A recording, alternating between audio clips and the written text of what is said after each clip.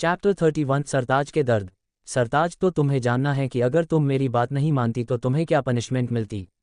पिया, हाँ हमें जानना है। सरताज, सोच लो, मैं बताऊंगा नहीं, तुम्हें करके दिखाऊंगा तो तुम्हें बहुत दर्द होगा। ये कहकर सरताज ने एक इविल स्माइल कर दी। सरताज की बात सुनकर पिया ने तुरंत ही कहा, नहीं नहीं, हमें नहीं जानना कि आप हमें क्या पनिशमेंट देते। पिया की बात सुनकर एक बार फिर सरताज ने इविल स्माइल कर दी। अब दोनों के बीच एकदम शांति थी, दोनों बस एक दूसरे को देख रहे थे। दोनों के मन में क्या चल रहा था ये वो दोनों ही जानते थे। तभी पिया, जो रोते वक्त सरताज से थोड़े दूर होकर बैठ गई थी, वो अचानक से सरताज के एकदम करीब आ गई। पिया को एक पल के लिए इतने करीब देखकर तो सरताज की भी दिल की धड़कन भी बढ़ गई। वो एक टक बस पिया को ही देखे रहा था और वो क्या करने वाली है वो समझने की कोशिश भी। पिया सरताज के चेहरे के बिल्कुल करीब गई। वो इस वक्त सरताज की आंखों में देख रही थी। वो इस वक्त अपने घुटनों पर बैठी हुई थी क्योंकि उसकी हाइट छोटी थी। वो अपने होठों को सरताज के होठों के एकदम करीब लेकर गई। इस वक्त सच में सरताज की धड़कन इतनी तेज चल रही थी, इस बात का उसे खुद भी एहसास नहीं था। वो तो इस वक्त बस पिया के चेहरे में खोया हुआ था, उसका खुद पर ही बस नहीं था कि वो क्या कर रहा है। तभी अचानक से पिया ने सरताज के होठों पर अपने होठ रख दिए और उसके होठों को जोर से बाइट कर लिया और उससे दूर हो गई। पिया के बाइट करने से सरताज जैसे अपने होश में आया। उसने एहसास किया कि पिया ने अभी उसके साथ क्या किया, जिससे उसके चेहरे पर गुस्से के भाव आ गए। उसने सोचा आज तक किसी की हिम्मत नहीं हुई थी उसके साथ ऐसा करने की। और इधर पिया हंसते हुए सरताज को देखते हुए बोली, ताज, अब हिसाब बराबर हो गया, आपने हमें बाइट किया और हमने भी आपको बाइट कर लिया। और एक बात, आपको क्या लगा हम आपसे डरते हैं? तो आपकी भूल है, हम आपसे नहीं डरते। पिया की ये बात सुनकर सरताज ने पिया को अजीब तरीके से देखा। उसे इस वक्त पिया में पुरानी पिया की झलक दिखी। उसके आगे पिया के बारे में सरताज और कुछ सोचता उससे पहले ही पिया ने सरताज के दोनों गालों को अपने हाथों खींचते हुए, आप तो कितनी क्यूट हो, आपको देखकर किसको ही डर लगेगा, और तो और जब आप ऐसे गुस्सा करते हैं तो और भी ज्यादा क्यूट लगते हैं। ये कहते हुए पिया सरताज के गालों पर एक प्यारी सी बेबी किस कर देती है। पिया की बात सुनकर सरताज तो उसे अजीब तरीके से देखने लगा और उसने अपने मन में सोचा, क्या मैं सच में इतना क्यूट हूँ? पर ऐसा कैसे हो सकता है? सब तो मेरे गुस्से से कितना डरते हैं और ये लड़की मुझे क्यूट बोल रही है। अंडस नहीं नहीं, मुझे क्यूट नहीं बनना, मुझे अपने गुस्से को और अधिक करना होगा, नहीं तो अगर मैं क्यूट बन गया तो मुझसे कोई डरेगा ही नहीं। वाह, सरताज को क्यूट नहीं बनना। पिया, जो कब से सरताज के चेहरे पर आ रहे अजीब अजीब भाव को देख रही थी, उसने उसके आगे अपने हाथों को हिलाते हुए कहा, ताज, आप कहाँ खो गए? सच्ची, आप तो सोचते हुआ भी कितने प्यारे और क्यूट लगते हैं।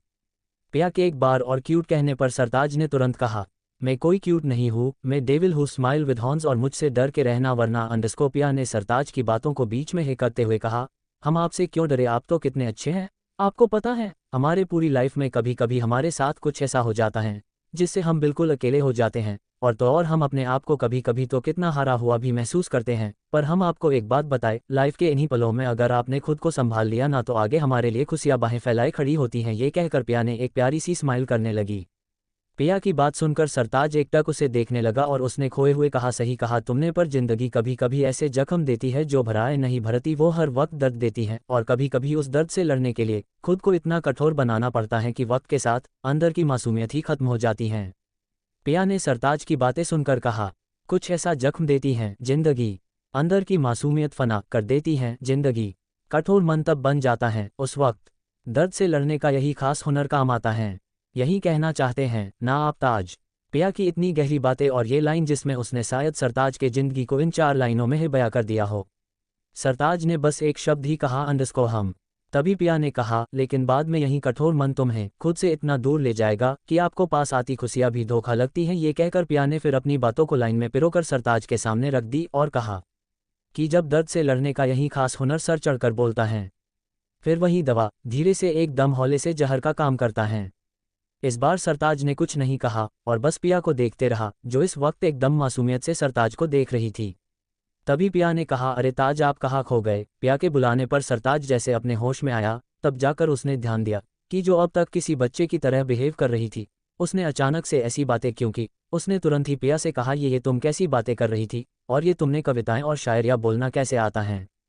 जिस पर पिया ने कहा, हमें भी नहीं पता, बस हमारे मन में आया और हमने बोल दिया। ये सुनकर सरताज ने कुछ नहीं कहा और वहां से उठकर चला गया और पिया उसे अजीब नजरों से बस जाते हुए देखती रही। Chapter 32 antidote test. एक अंधेरे से घिरा हुआ कमरा था जिसे अंधेरे से दूर करने के लिए किसी ने एक छोटी सी लाइट जलाई जो सिर्फ उस कमरे में टंगी एक फोटो को रोशन कर रहा था। मैं कैसे भूल जाऊं, कैसे? उसने तो कितनी आसानी से कह दिया कि आगे बढ़ जाओ, वक्त सब भर देगा। उस फोटो में एक फैमिली थी जिसमें एक औरत जिसकी उम्र करीब 30 की होगी और एक आदमी जिसकी उम्र करीब 34 की, और उन दोनों के बीच एक लड़का और एक लड़की खड़ी थी। उन चारों के चेहरे पर एक अलग ही सुकून था, जैसे उनके परिवार में कोई परेशानी ना हो, सब अपने उस छोटी सी दुनिया में खुश थे। तभी उस शख्स ने बेहद गुस्से से अपने हाथों से दीवार से मारते हुए कहा, बदला तो मैं लेकर रहूंगा, इस दुनिया में सब कुछ पावर के लिए होता है ना। ये कहते हुए उस शख्स की आंखें बेहद लाल होकर चमकने लगी थीं। उस अंधेरे में उसकी आंखें बेहद खतरनाक और किसी को अंदर तक डरा देने की ताकत थी। तो मैं इतना पावरफुल बनूंगा कि मेरे आगे कोई खड़ा नहीं हो सकेगा, किसी की भी हिम्मत नहीं होगी मेरे आगे कुछ भी बोलने की। मैं इस पूरे देश पर राज करूंगा और बनाऊंगा अपना साम्राज्य जिसका मैं होऊंगा सरताज। सरताज हा हा हा। और सरताज ने बड़े ही खौफनाक तरीके से कहा, the real game starts now, smile with horns. वहीं दूसरी तरफ कोई को किसी से बात कर रहा था। हाँ सर, एंटीडोट तैयार हुई या नहीं? दूसरी तरफ से आती आवाज ने कहा, तुम टेंशन मत लो, एंटीडोट तैयार हैं, बस उन्हें टेस्ट करना बाकी है कि वो ठीक से काम करती हैं या नहीं। ओके सर, अब बाद में बात करेंगे, यहाँ किसी भी वक्त वो आ सकता है, जल्द ही सब हमारे कंट्रोल में होगा। सरताज के कमरे में पिया, जो कब से बात पर बैठे हुए बोर हो रही थी, उसे समझ नहीं आ रहा था कि वो क्या करे। तभी वो खुद से ही कहती हैं, अरे हमने तो ये सोचा ही नहीं, हम जब से सब कुछ भूले हैं, हमें तो ये भी ध्यान नहीं दिया कि हमने तो नहाया ही नहीं है, हम तब से इसी कपड़े में हैं। हाँ एक काम करते हैं, जब तक ताज नहीं आते हम नहा लेते हैं। ये कहकर पिया बाथरूम की तरफ बढ़ गई, लेकिन तभी उसे ख्याल आया कि अरे हमारे पास तो कपड़े ही नहीं हैं, हम पहनेंगे क्या? हाँ विंकिंग फेस, हम ताज के कपड़े पहन लेते हैं। ये कहकर पिया ने अपनी एक आंख ब्लिंक कर दी और सरताज के कमरे में बनी उसकी बड़ी सी अलमारी के पास चली गई। और जब पिया ने वो दरवाजा खोला तो सामने सरताज के अलमारी में सारे के सारे काले रंग के ही कपड़े पड़े थे। स्मर्क, ये क्या, इन्होंने तो सारे कपड़े काले ही हैं, बिल्कुल इन्हीं की तरह बिना रंग के। कोई बात नहीं, अभी तो इसी से काम चलाना पड़ेगा। ये कहकर पिया ने सरताज की एक शर्ट निकाली और बाथरूम की तरफ बढ़ गई। कुछ देर बाद सरताज अपने कमरे में आया। वो कुछ सोच रहा था। उसने जैसे ही अपनी नज़रें सामने की तो उसकी आंखें एकाएक बड़ी हो गई और उसका दिल तेजी से धड़क रहा था। सामने पिया अपने गीले बालों को अपने हाथों से झटकते हुए अपने बालों को सुखाने की कोशिश कर रही थी। उसने इस वक्त सरताज की काली शर्ट पहनी हुई थी जिसकी स्लीव्स उसकी पूरे हाथों को ढक रहे थे और शर्ट उसकी थाई के पास तक थी। सरताज तो पिया को ऐसे देखकर उसकी खूबसूरती में कहीं खोसा गया था और वैसे ही अनायास ही उसके पाँव अपने आप पिया की तरफ बढ़ गए। सरताज जाकर पिया के एकदम पास खड़ा हो गया। इस वक्त पिया का पूरा शरीर नहाने की वजह से गुलाबी रंग का हो गया था और उसके जिस्म से भीनी भीनी खुशबू आ रही थी, जिसमें सरताज खोए हुए पिया को ही देख रहा था। तभी पिया पीछे मुड़ी तो अपने सामने अचानक से सरताज को देखकर डर गई और एक दो कदम पीछे हो गई। ताज, आपने तो हमें डरा ही दिया, ऐसे कौन करता है? अच्छा ये बताए, यहाँ कोई शीशा नहीं है क्या? पिया ने अपने चारों तरफ देखते हुए कहा। तभी सरताज ने अचानक से पिया को अपनी तरफ खींच लिया और खुद से एकदम करीब कर लिया। पिया ने कहा, ताज ये आप क्या कर रहे हैं? सरताज ने बिना किसी भाव के जवाब दिया, ये तुमने क्या पहना है? पिया ने सरताज की बात की पूरी तरह से नज़रअंदाज कर कहा, अरे हाँ। ये कहकर पिया तुरंत ही सरताज के ऊपर किसी बंदर की तरह लटक गई। उसने अपने दोनों पैर सरताज के चारों तरफ लपेट लिया और अपने दोनों हाथों को सरताज के गले के चारों तरफ लपेट लिया और सरताज के बराबर आ गई। पिया की इस हरकत को देखकर सरताज हैरान होकर पिया को देख रहा था, पर उसके चेहरे पर कोई भाव नहीं थी। तभी पिया ने सरताज की आंखों में ध्यान से देखते हुए अजीब अजीब ढंग से शक्ल बना रही थी। पिया की ये हरकत तो सरताज को भी समझ नहीं आई। उसने पूछा, ये तुम क्या कर रही हो? हम अपनी चेहरा आपकी इन आंखों में देख रहे हैं। क्यों देख रही हो अपना चेहरा मेरी आंखों में? अरे ताज, पिया ने सरताज के गाल को अपने एक हाथ से खींचते हुए कहा, आप सच में कितने क्यूट हो। कभी कभी तो आपके इस क्यूटनेस पर हमें बड़ा प्यार आता है। वो आपके कमरे में कहीं भी मिरर नहीं है तो मैंने आपकी आंखों में अपना चेहरा देख लिया। आपको इतनी सी बात समझ नहीं आती? आपको पता है, हमारा मन करता है कि हम पूरी दुनिया को चीख चीख कर बताए कि हमारा पति कितना हॉट, हैंडसम और क्यूट है। ये कहकर पिया अपनी एक आंख ब्लिंक कर देती है, जिसे देखकर एक पल के लिए ही सही पर सरताज के चेहरे पर एक प्यारी सी स्माइल आ जाती है। लेकिन तुरंत ही सरताज ने अपने चेहरे को कठोर बना दिया और एक बार फिर पिया से पूछा, तुमने ये क्या पहना है? वो ना हमारे पास पहनने के लिए कपड़े नहीं थे तो हमने आपके कपड़े पहन लिए। ये कहकर पिया, जो कि अभी भी सरताज की गोद में लटकी हुई थी, उसे बड़ी ही मासूमियत से देखने लगी। तुम्हारी हिम्मत कैसे हुई मेरे कपड़े को हाथ लगाने की? Smile with horns. पिया ने जब सरताज को खुद को ऐसे डांटते देखकर उसके आंखों में आंसू आ गए। लेकिन पिया तो पिया थी। उसने सरताज को अपना गुस्सा दिखाते हुए कहा, आप ही ने तो कहा था कि हम आपकी वाइफ हैं, तो हम आपके कपड़े क्यों नहीं पहन सकते? ये कहकर पिया रोने लगती हैं और कहती हैं, एक तो आपने हमारे लिए एक भी कपड़े नहीं रखे और अपने लिए इतने सारे। ये कहते हुए पिया ने अपने हाथों से कपड़े की क्वांटिटी बताई। इससे जैसे ही पिया ने अपना हाथ सरताज के गले से हटाया और इससे पिया गिरने को हुई, पर सरताज ने पिया को संभाल लिया और ऊपर से आप हमें डांट रहे हैं। पिया की बात सुनकर सरताज ने कहा, अरे हाँ। इस वक्त सरताज के चेहरे पर एक एविल स्माइल थी। मैं तो भूल ही गया था कि हम दोनों हस्बैंड एंड वाइफ हैं। इसके बाद सरताज कुछ ऐसा पिया से कहता है जिससे पिया की सांसें ही अटक जाती हैं। चैप्टर 33 सरताज और पिया के कुछ पल। अरे हाँ, तुम तो मेरी वाइफ हो ना। ये कहकर सरताज पिया को देखते हुए एक एविल स्माइल करता है। पिया, हाँ आप ही ने तो कहा था कि हम आपकी वाइफ हैं और आप ही भूल गए। जाए, अब हम आपसे बात नहीं करेंगे। ये कहते हुए पिया सरताज की गोद से उतरने लगी। तभी सरताज ने उसे उसके कमर से पकड़ लिया और कहा, नहीं मैं भूला नहीं। तो आपने ऐसा क्यों कहा? कि फिर पिया ने सरताज की तरह एक्ट करते हुए कहा, अरे हाँ तुम तो मेरी वाइफ हो। सरताज बस पिया को एकटक देख रहा था। शायद उसे ये खुद भी पता नहीं था कि उसे अब पिया से एक लगाव सा हो गया था। अच्छा ठीक है, अब हमें छोड़िए, और हाँ अगर आप चाहते हैं कि हम आपके कपड़े ना पहने तो आप हमारे लिए भी कपड़े ला दीजिए। ये कहकर पिया सरताज की गोद से नीचे उतर जाती हैं। आज कितने अरसे बाद किसी ने सरताज से कुछ हक से मांगा था। उसे खुद के अंदर एक अजीब सी भावना उमड़ रही थी। अब ये उसके लिए खुशी की बात थी या फिर कुछ और, ये तो सिर्फ उसे ही पता था।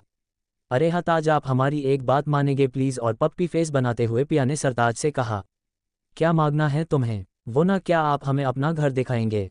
और पिया आश भरी नज़रों से एकटक सरताज को देखते हुए उसके जवाब का इंतजार करने लगी। सरताज कुछ समय पिया को ऐसे ही देखने के बाद कहा, तुम क्यों देखना चाहती हो? वो हम एक ही कमरे में बैठे बैठे बोर हो गई हूँ, इसलिए। तभी पिया को कुछ याद आया और उसके चेहरे पर डर की लकीर खींच गए। सरताज ने पिया को डरते हुए देखकर पूछा, क्या हुआ? अभी तो तुम्हें मेरा घर घूमना था और अब बिना कुछ बोले डरी हुई खड़ी हो। पिया ने अपनी कपकपाती आवाज में कहा, ना नहीं, हमें नहीं देखना आपका घर। ऐसा कहते हुए पिया तुरंत बिस्तर पर बैठकर खुद को चादर से ढक लिया। वो इस वक्त इतना डरी हुई है, ये कोई भी उसके चेहरे को देखकर बता सकता था। अचानक ऐसे पिया को डरते देख सरताज ने पिया से पूछा, तुम क्यों डर रही हो? क्या हुआ? नहीं, अगर हम बाहर गए तो वो एनिमल, बड़ा वाला एनिमल हमें मार डालेगा। पिया को इतना डरते देख सरताज को शायद अब थोड़ा सा यकीन हो गया था कि पिया की आदत सच में जा चुकी हैं। तुम डरो मत, घर में कोई नहीं है और मैं हूं ना तुम्हारे साथ, तुम्हें कुछ नहीं होने दूंगा।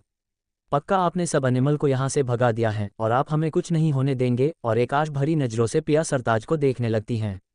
हाँ, यहाँ कोई एनिमल नहीं है और मैं तुम्हें कुछ भी नहीं होने दूंगा। और ये कहते हुए सरताज की आंखों में कुछ अजीब से भाव उमड़ रहे थे। अब वो कैसे भाव थे ये सिर्फ वही जानता था। ठीक है, ये कहकर एक बार फिर पिया सरताज के गले लग गई, जो उसके पास अब बेड पर बैठा था।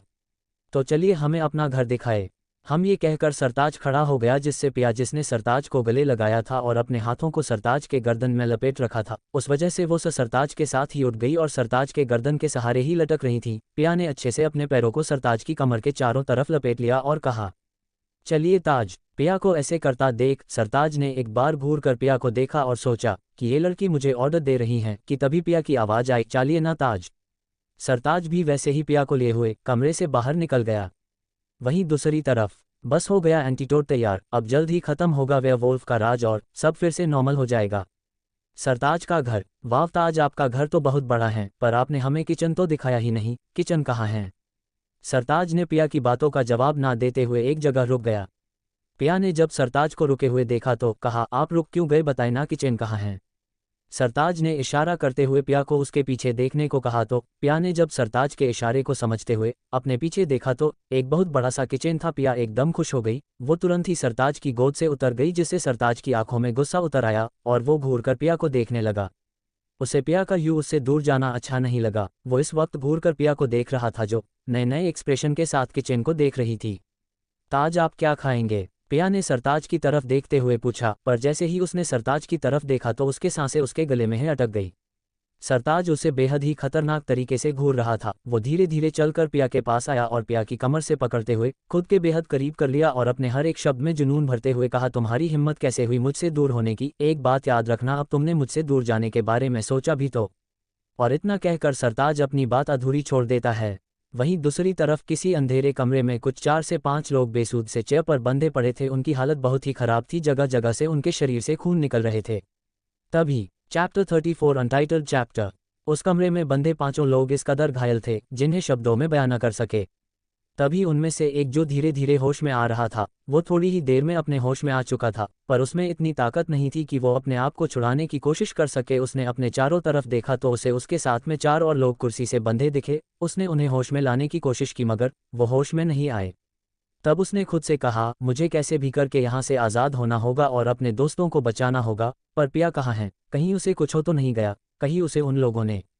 नहीं, ऐसा नहीं हो सकता, पिया को कुछ नहीं हो सकता, ये कहकर उस शख्स ने खुद को छुड़ाने के लिए अपनी सारी ताकत लगाने लगा। वहीं दूसरी तरफ सरताज ने अभी भी पिया को कमर से पकड़े खुद से एकदम चिपकाया हुआ था। तभी पिया ने कहा, आप अपनी बात पूरी कीजिए ना ताज की, अगर हम आपसे दूर जाने की कोशिश करेंगे तो आप क्या करेंगे? सरताज, तुम सच में जानना चाहती हो कि मैं तुम्हारे साथ क्या करूंगा? पिया, हाँ हम जानना चाहते हैं। तो सुनो, अगर तुमने मुझसे दूर जाने के बारे में सोचा भी तो तुम्हें मैं खुद के पास हमेशा के लिए कैद कर लूंगा और तुम्हें खुद से दूर जाने पर सजा भी दूंगा, ऐसी सजा कि कभी फिर तुम मुझसे दूर जाने के बारे में सोचोगी भी नहीं। ये सब कहते हुए सरताज के चेहरे पर गुस्से के साथ साथ पिया को अपना बना लेने का जुनून भी था। पिया, जो सरताज की बात ध्यान से सुन रही थी, वो अचानक से मुस्कुराने लगी और सरताज के गालों को खींचते हुए कहती है, ओह मेरे हस्बैंड जी, आप हमसे इतना प्यार करते हैं और सच में आपको ऐसे गुस्से में देख मैं तो आपकी क्यूटनेस पर फिदा हो गई। फिर पिया ऊपर की तरफ देखते हुए और हाथ जोड़ते हुए कहती है, हे भगवान जी, आपका बहुत बहुत शुक्रिया, आपने हमें इतना क्यूट हैंडसम हस्बैंड दिया है। ये कहते हुए पिया अपने पैरों को सरताज के चारों तरफ लपेटकर उसके होठों पर अपने होठ रखकर एक बेबी किस करती हैं। पिया जैसे ही हटने को होती हैं, सरताज ने अपने एक हाथ से उसके सिर को पीछे से पकड़ते हुए खुद के चेहरे की तरफ पुश करने लगा और उसके होठों पर अपने होठ रखकर बहुत ही इंटेंसली किस करने लगा। पिया तो उसके इस मूव से हैरान थी, पर उसने सरताज को रोका नहीं, क्योंकि उसे भी उसका किस करना अच्छा लग रहा था। शायद पिया के दिल में भी कुछ जज्बात उमड़ रहे थे। सरताज अब किस करते करते ज़्यादा अग्रेसिव हो चुका था। अब उसकी किस फ्रेंच किस में बदल चुकी थीं। करीब 20 मिनट बाद जब उसने देखा कि पिया की सांसें उखड़ रही हैं, तो सरताज ने पिया को छोड़ दिया, पर उसे खुद से दूर नहीं जाने दिया। पिया जोर जोर से सांसें ले रही थी, जिससे उसकी चेस्ट काफ़ी तेजी से ऊपर नीचे हो रही थी और सरताज के सीने से टकरा रही थी, जिससे सरताज की नज़र पिया के चेस्ट पर ही अटक गई थी। पर उसने खुद को कंट्रोल करने के लिए वहां से अपनी नज़रें हटा ली और खुद अपने आप से कहा, ये क्या कर रहे हो तुम अभय? तुम ऐसे अपना कंट्रोल नहीं खो सकते, और अभी भी ये लड़की शक के घेरे में है, पर चाहे कुछ भी हो अब हमें इसे खुद से दूर नहीं जाने दूंगा। फिर सरताज ने पिया की तरफ देखते हुए अपने मन में कहा, बच्चा, तुमने मेरे साम्राज्य में आकर अपनी आज़ादी खो दी, अब तुम यहाँ से कहीं नहीं जा सकती। पिया, जिसने अब तक अपनी सांसें संभाल ली थी, उसने सरताज पर गुस्सा करते हुए कहा, आप हमें मरना चाहते हैं क्या? इतनी देर तक कौन किस करता है? अगर हमारी सांसें रुक जाती तो? कोई बात नहीं, जिस दिन हमें भी किस करना आ गया ना, जैसे आप करते हैं तो हम भी ऐसा ही करेंगे, तो आपको भी ऐसे ही सांस लेने में तकलीफ होगी। अपनी पत्नी के साथ ऐसा कोई करता है क्या? पिया की बातें सरताज बड़ी ही ध्यान से सुन रहा था। उसके ऐसे आड़े टेढ़े मुंह बनाते देख आज कितने अरसे बाद उसके चेहरे पर एक प्यारी सी स्माइल आई थी, जो तुरंत ही सरताज ने छुपा भी ली। पर पिया ने उसकी स्माइल नोटिस कर ली थी। उसने गुस्से से कहा, आप हंस रहे हैं, लुक ऑफ ट्रायम्फ। पर फिर उसने सरताज के गालों को खींचते हुए कहा, हाय आपकी स्माइल तो कितनी प्यारी है, आप ऐसे ही हंसा कीजिए, अच्छे लगते हैं, बिल्कुल अलग, पर पता नहीं क्यों हमेशा सड़ा सा शक्ल बनाकर घूमते हैं। सरताज ने कुछ भी नहीं बोला, बस वो एकटक पिया को देखते जा रहा था। पिया ने उसके चेहरे को अपने हाथों में भरते हुए कहा, आप क्या देख रहे हैं ताज? सरताज ने कहा, तुम्हें किस करना नहीं आता? पिया ने अपनी सरना में हिला दिया। कोई बात नहीं, अब से हर दिन तुम्हारी किसकी क्लासेस होगी? पिया ने बड़ी ही मासूमियत से पूछा, ताज किसकी भी क्लासेस होती हैं? हाँ होती हैं। ताज, हम आपसे एक बात पूछे?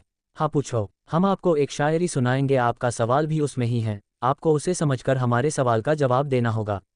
बताए, आप कर पाएंगे? सरताज पिया को देखते हुए उसके दिमाग में क्या चल रहा है वो समझने की कोशिश कर रहा था। वहीं पिया भी अपने मन में सोच रही थी, ताज अब सच सामने लाने का वक्त आ गया है, और हमें विश्वास है कि आप इतना सोचते हुए पिया के फेस पर एक छोटी सी स्माइल आ गई, जो तुरंत चली भी गई। पिया, बताए ताज, आप कर पाएंगे? वैसे तो हमें पता है कि हम आपसे ज़्यादा इंटेलिजेंट हैं, पर हमने सोचा कि आपको एक मौका देते हैं कि आप भी खुद को साबित कर सके कि आप महान पिया के क्यूटनेस की दुकान और हैंडसम हस्बैंड हैं। पिया की बात सुनकर सरताज ने अपनी एक आईब्रो को ऊपर करते हुए कहा, सच में?